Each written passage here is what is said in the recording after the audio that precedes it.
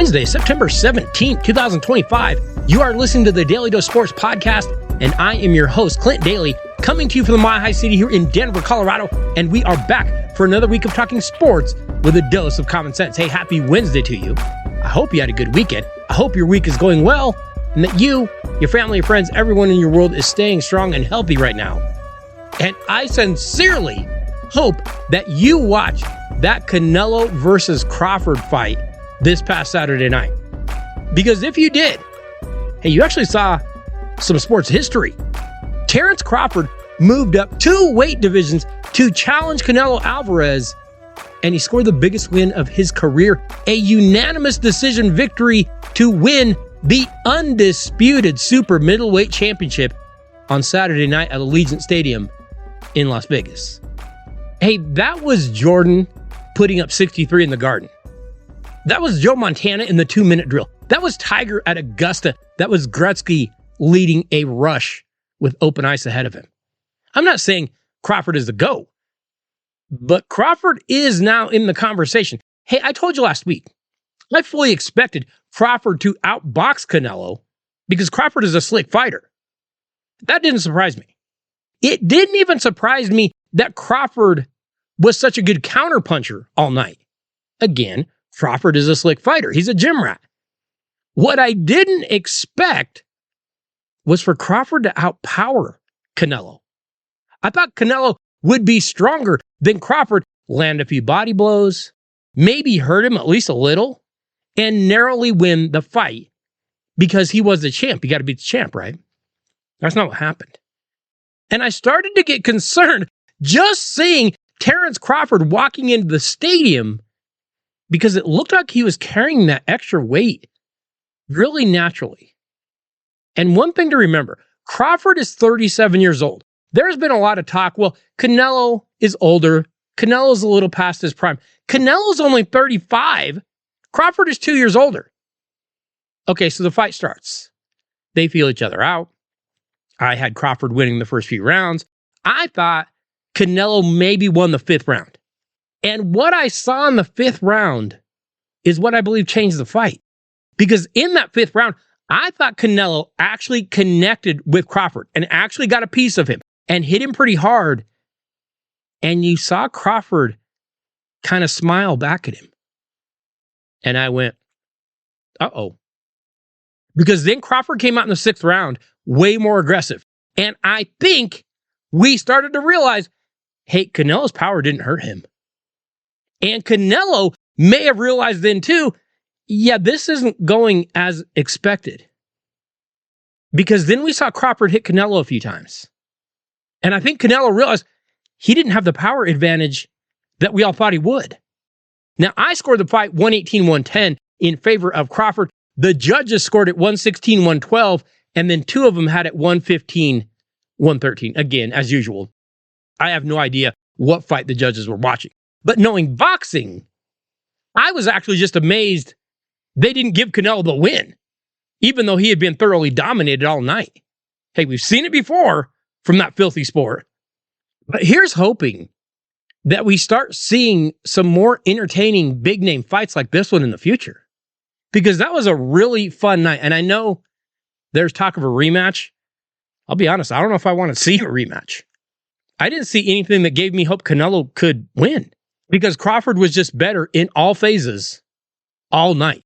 Hey, today on the Dose, another week down in the NFL and college football. And today, going to take a look at a few winners and losers from that week in football. And you might have heard me just say that this win actually put Terence Crawford into some pretty elite company.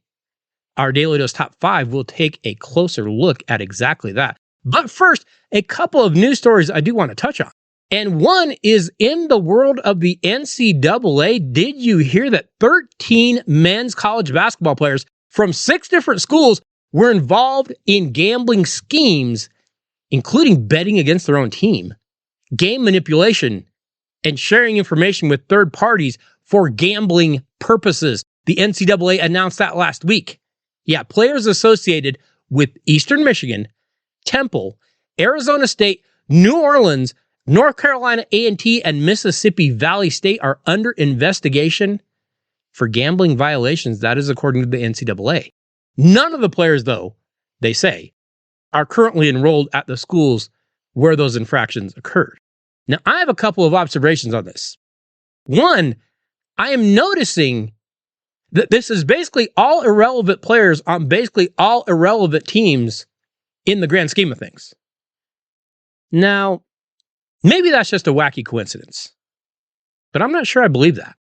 I actually believe that is almost by design. Hey, hit the irrelevant guys at the irrelevant programs and let that be a warning to the relevant players at the blue blood programs that they could get themselves in trouble if they aren't careful. And secondly, I strongly doubt we're really going to hear that much of any true punishment that's handed down for any of these infractions. All these guys are going to get a stern talking to, but I really believe this is just posturing. And I'm not sure it's really going to serve as enough of a deterrent, because we're not going to hear about any punishments. We're not going to hear about jail time. None of those things are going to happen. It's going to keep happening. It's probably going to get worse. And one final story that at least I found interesting, because it seems that the Baltimore Ravens had planned to draft University of Colorado quarterback Shedeur Sanders. They claimed they were going to take him in the 5th round of this past 2025 NFL draft. But before the Ravens could turn in the card, the former Colorado Buff star let it be known to the Ravens he didn't want to be on that roster. He didn't want to be on a roster with Lamar Jackson because he wouldn't have a chance to play anytime soon. You see, Sanders knows that Jackson is a 2-time MVP. He's one of the top players in the league. He's not going to lose his job in Baltimore anytime soon. So he conveyed the message to Baltimore that he didn't want to be drafted by them and that he preferred to end up in another place where he might have a chance to play sooner. So the Ravens instead drafted an offensive lineman no one's ever heard of, and Sanders fell to the Cleveland Browns. So he didn't want to be behind Lamar Jackson, but currently he's listed 3rd on the Browns depth chart behind Joe Flacco and fellow rookie Dillon Gabriel. But when you stop and think about this whole situation, Sanders called the Ravens a team with an incredible quarterback to learn from, and a team that is always in contention for a Super Bowl, that he didn't want to go there because he would struggle to get playing time. I mean, forget the player development in a franchise with a history of winning. Forget that the head coach is among the best. Never mind the role model that Lamar Jackson would provide, or the weapons on both sides of the ball that Sanders would inherit if, God forbid, something happened to Jackson and Shedeur found himself on the field. This was about Shedeur Sanders. He wanted the spotlight. He wanted the chance at playing time, even if it was for a notoriously garbage heap of a franchise. I know it got thrown around a lot why Shedeur Sanders fell. But this says a lot about Sanders and about the people that he has around him. It's no wonder he fell. You chose to back up Joe Flacco and Dillon Gabriel with a terrible team over backing up Lamar and a contender. Again, your level of entitlement just doesn't really match your level of talent. So week 2 of the NFL is now complete. And as usual, we've got a few winners and we've got a few losers from the week. Let's take a look at a few of each. I'm going to give our first winner to a team that at least right now might look like the best team in the league. And I know it's early. I'm not fully in on this quite yet, but the offense is putting up big numbers. And now with the addition of Micah Parsons, the Green Bay Packers just might be a Super Bowl contender if they can keep this all together. Hey, they run the ball effectively with running back Josh Jacobs. And I haven't witnessed it personally just yet, but quarterback Jordan Love is apparently putting up some big numbers when he plays. And again, now with Micah Parsons, that Packers defense, they might be one of the top units in the league. Here are some more good news. The Packers' next 5 or 6 games, they're highly winnable.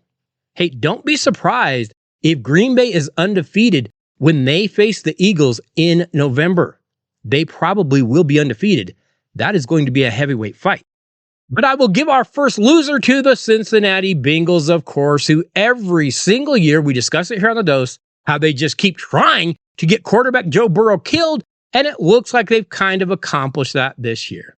because Burrow is now out indefinitely with turf toe, which I know it sounds minor. It's not. It's basically torn tendons in your toe. You can't walk. You can't play with it. And hey, on Sunday, the Bengals managed to beat the Jaguars. They are now 2-0, which sounds great. Until you remember they've beaten the Browns and the Jaguars. Next up for Cincinnati, Vikings, Broncos, Lions, Packers. Good luck. It's almost like the Bengals should have spent some money on their offensive line, but they just never do that. And before you want to tell me about Browning stepping in and he's going to be fine, just remember last year, Joe Burrow was throwing for 400 yards and they were still losing. Are you going to tell me Browning's going to throw for more than 400 yards? Because I don't believe that. I'm going to give a winner, and I'm going to give it to a guy that has at least looked really good through 2 weeks of the season. And that is Indianapolis Colts quarterback Daniel Jones. Hey, through these first two games, Jones has now thrown for almost 600 yards, and the Colts are 2-0. They lit up the Denver Broncos defense on Sunday. Hey, the Colts might win that AFC South at this rate. I'm not sold on their defense quite yet. They need to get healthy. They got a lot of guys out, but Daniel Jones is playing really well so far. But I will give out another loser, and I know this is only temporary, but I do not like what I'm seeing from the Kansas City Chiefs. I know they don't have Rashee Rice. I know Xavier Worthy is out, but it's not the passing game I'm worried about. Through 2 games, quarterback Patrick Mahomes is the Chiefs' leading rusher. The Chiefs have 0 run game, no wide receivers. Oh, and by the way, no pass rush. Because pass rusher Chris Jones, he doesn't look like he used to. You know, I've been saying it the past few weeks, but teams are no longer afraid of the Chiefs like they used to be. Yes, I know. They'll get better. I expect them to rally. I expect them to improve. But the Chiefs aren't quite the same. They just aren't. I will give one final winner in the NFL this week, and I am going to just give it to NFL offenses in general. You know, many times as the season starts, we see defenses kind of hitting the ground running, and then offenses take a little while to gel and kind of get up to speed. That hasn't been the case so far this season. NFL teams are scoring some serious points. Right now, teams are averaging over 23 points per game, which is the highest average we have seen since 2020. This past weekend, we saw more than 15 NFL teams score at least 25 points. Hey, the NFL has tilted the game in favor of the offenses, and it shows. No question about that. Which brings us to our final NFL loser, and that is unfortunately the NFL officials. And again, it's not fully their fault because the league asks them to see way too much, but man, we are seeing some really bad officiating. And yes, I am bitter about the nonsensical flag against my Broncos that hurt them so much. I'm not going to say it cost them the game because they hurt themselves enough to cost them the game, but it wasn't just that. What in the world are refs looking at in that Chiefs-Eagles game? We're seeing defensive players be flagged constantly for little ticky-tack fouls, but on every play just about, I see an offensive tackle stand up before the ball is snapped. We're seeing guys jump across the line early. I don't understand it. Are they just ignoring it? Because it's happening so much that I have to think it's not an accident. Hey, the NFL officiating is clearly not in regular season mode just yet, but it needs to hurry up and catch up because it has been bad. But now let's move over to college football, which is almost now 1 month into the season. And yes, we are starting to learn some things fast over there. Let's take a look at some winners and losers in college football as well. I'm going to give our very first winner, and I'm going to give it out in college football to comedian Theo Vaughn. Also, I'm drinking like Monster energy drinks sometimes, which they're delicious, but they make you want to pee. Make you want to beat your wife too, dude. I've seen a lot of dudes drinking Monster that you know they're going home to punch. Why in the world would I do that? Because it seems that Vanderbilt quarterback Diego Pavia told Theo Vaughn that if his Vanderbilt Commodores went into Columbia, the home of the number 11 South Carolina Gamecocks, and won the game, that Vaughn could go out with his nugget of a hot mom. Well, Pavia threw for 177 yards and 2 touchdowns, and Vandy smoked the Gamecocks 31-7. It was quietly one of the biggest upsets of the season, and it is a comedian that will be reaping the benefits of it. Hey, it's kind of weird to say, but this might be the best Vanderbilt team in history. I will give out our first loser, though, and that is to UCLA quarterback Nico Imalava. You remember Imalava, right? He was at Tennessee, but he wanted Tennessee to give him more money, and they said they wouldn't. So he went to UCLA, and they ended up actually saying they'd give him more money, but then they gave him less money than what Tennessee was going to give him. So he's going to go back to Tennessee, but then Tennessee didn't want him back, so now he's at UCLA.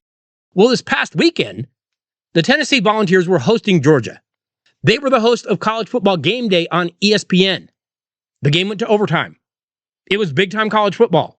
And new Tennessee quarterback Joey Aguilar, he's actually really good. He threw for 371 yards. He had 4 touchdowns. Meanwhile, Nico is playing at UCLA in front of 175 people in the stands. And UCLA is getting smoked by New Mexico 35-10. And UCLA just fired their head coach, Deshaun Foster. So, I mean, good luck, kid. You got greedy. And honestly, this has been painful to watch. Whoever is giving that kid advice, you failed. And as a result, he's a loser. But I'm going to give a winner, and I'm going to give it to a conference, and that is the Southeastern Conference. Now, I know going into the season, we were saying how there might not really be an elite team in the country. And based on what I've seen so far, I still stand by that. But the SEC is as strong as it has ever been, top to bottom. Do you realize there are right now 12 SEC teams ranked in the top 25? Almost half of the top 25 is in the SEC. And it might sound crazy, but the SEC could get 4, maybe even 5 teams into the college football playoff at this rate. Will any of them win it? I'm not sure. But if 4 or 5 get in, they're taking a big chunk of that playoff money, because that is a big chunk for each one of those teams that makes it. I'm going to give you another loser, and that is to Tennessee place kicker Max Gilbert, who missed a 43-yard field goal at the end of regulation that would have given the Volunteers a win over number 6 Georgia. But instead, he missed, and Georgia went on to win in overtime. In fact, Max, you know what? No. Hold on a second. I'm not giving a loser to a kicker. I always say it, and I'm going to say it again. Kickers and punters are not football players. Unless you're going out and making tackles or blocking, you're not a football player. Hey, if you let it come down to a kicker or a punter, all bets are off. Take care of business and quit blaming those poor little nerds. Hey, remember that you should be stopping by DailyDoseSports.com every week to check out what new things we have going on over there. We have links to the podcasts. We have links to new articles every week. And in fact, this week, I took a look at how those Denver Broncos managed to shoot themselves in the foot against the Indianapolis Colts. So make sure you head over and check that out. But you can also always email the podcast at DailyDoseSports@gmail.com. And if you need to pick up some Daily Dose gear, maybe you need a t-shirt, a hoodie, a sweatshirt, a baseball cap, you can find links to it over at DailyDoseSports.com.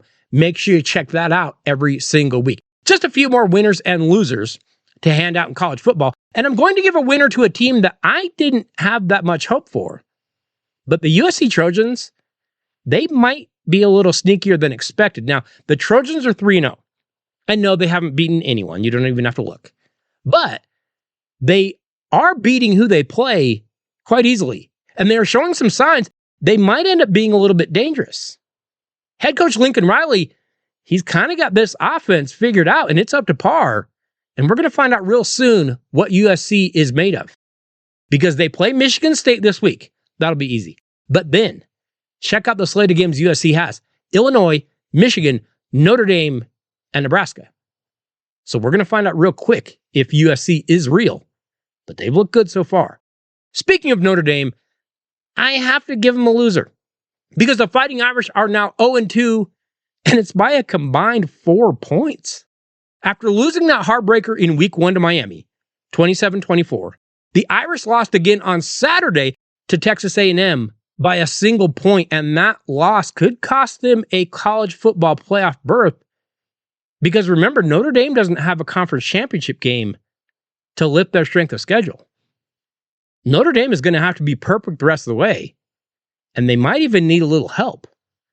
But they have had a hard time trying to figure things out against top competition in those first 2 weeks. First week, I didn't think they gave the ball to Jeremiah Love nearly enough. Second week, they gave it to him enough, but A&M's offense is a problem, and they couldn't stop him. Notre Dame's in a little bit of trouble now.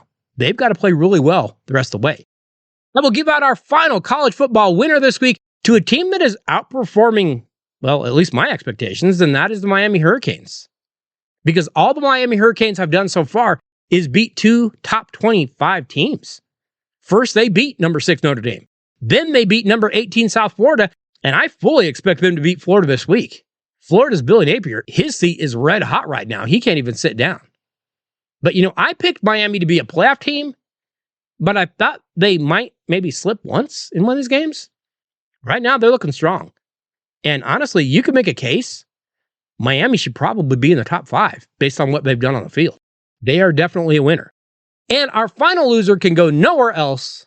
It simply must go to Clemson Tigers head coach Dabo Swinney, because the Tigers dropped another game on Saturday, and this time it was to unranked Georgia Tech.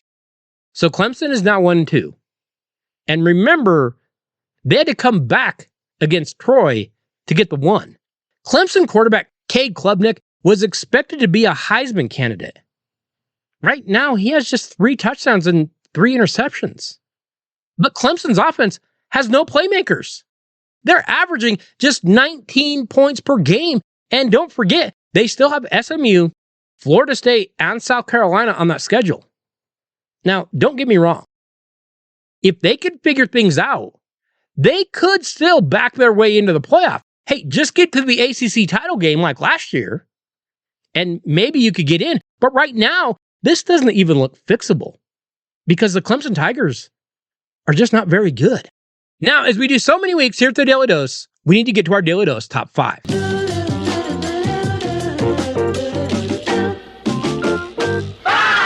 Like I said at the top of the show, on Saturday night, Terence Crawford made some history and placed himself among the greatest boxers in history. And that might sound like hyperbole. It isn't. Because when Crawford beat Canelo Alvarez on Saturday, he won his 5th division title. Crawford has now won titles at lightweight, light welterweight, light middleweight, and on Saturday night, he won super middleweight. But do you realize that places him on a very short list of fighters with the most division titles? Today, our Daly Dose Top 5 is counting down the fighters with the most titles in history.